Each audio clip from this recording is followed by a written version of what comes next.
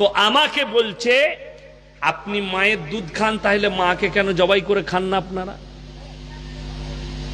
এমন যুক্তিটা ঠিকই আছে, কিন্তু আমার উত্তর নিতে পারবে না। বলে কেন? আমার উত্তর ইঞ্জেকশনের মতো, এমনি আমি গাল খাওয়ালো, বলে দিলেই গাল দিবে তুমি, নাইলে কেটে পালাবে। বুঝে বলুন, তুমি যে বললে যে আমরা গাইকে মা বলি বলে মায়ের দুধ খাই, মাকেও খাই না, আর আমার নিজের মায়ের দুধ খাই বলে মাকে খাই না।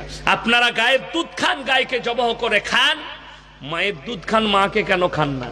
আমি বললাম তোমরা তো গায়ের মুত খাও, বলে হ্যাঁ। গোবর খাও, হ্যাঁ। আমি তাহলে মায়ের গু আর মুত খাই না? কথাটা বুঝতে পেরেছেন?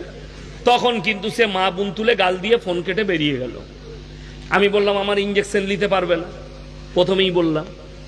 আরে ভাই, প্রশ্ন যেমন উত্তর তেমন।